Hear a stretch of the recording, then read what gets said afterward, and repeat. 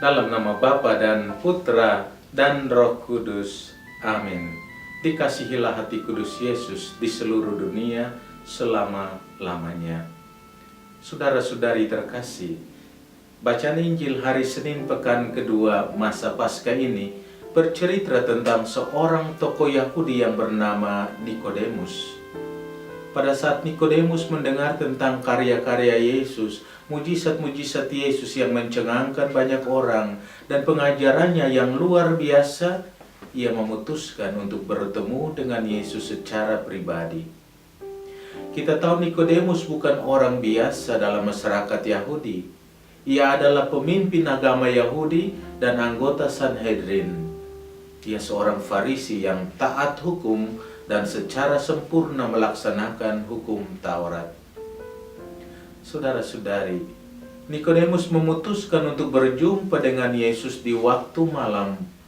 Rupanya ia cukup hati-hati dan belum secara terbuka menggabungkan dirinya dengan Yesus, karena orang-orang Farisi menentang ajaran-ajaran Yesus dan menyebut Yesus sebagai orang yang melanggar hukum Sabat. Selain itu, ia memilih untuk bertemu dengan Yesus di waktu malam, karena malam hari adalah waktu terbaik untuk percakapan pribadi dengan Yesus tanpa gangguan. Para rabi Yahudi sering mengatakan bahwa waktu terbaik untuk belajar hukum adalah waktu malam setelah orang-orang sudah menyelesaikan pekerjaan harian dan beristirahat. Waktu Nikodemus berjumpa dengan Yesus, ia menyapa Yesus itu Rabi, guru yang mengajar sabda Allah, yang mengajar hukum Allah, dan yang mengajarkan pengetahuan yang berasal dari Allah. Karena itu Nikodemus menyebut Yesus sebagai utusan Allah. Allah menyertai dia.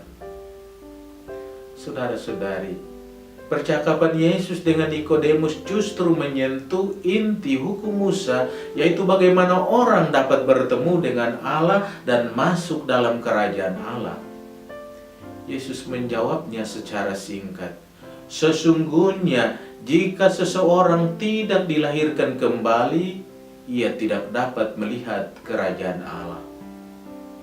Kelahiran baru yang Yesus maksudkan bukanlah kelahiran secara fisik biologis, melainkan awal suatu kelahiran rohani yang adalah sesuatu yang sama sekali baru dan radikal, yang datang dari atas, yaitu dari Allah sendiri. Yesus mengatakan bahwa lahir kembali ini adalah penting untuk masuk dalam kerajaan Allah. Bagi Nikodemus, lahir kembali secara fisik maupun rohani adalah hal yang tidak mungkin.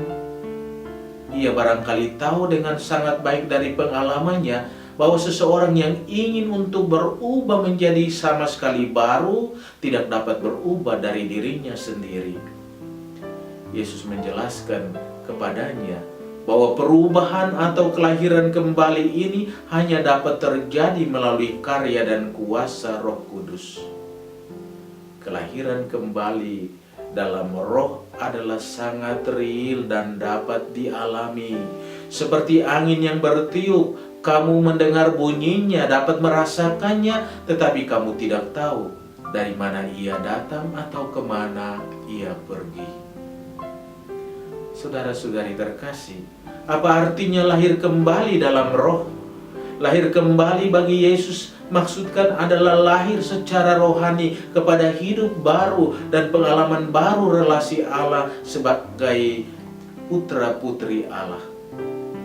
Lahir baru menjadi mungkin jika seseorang dibaptis dalam Kristus dan menerima karunia Roh Kudus.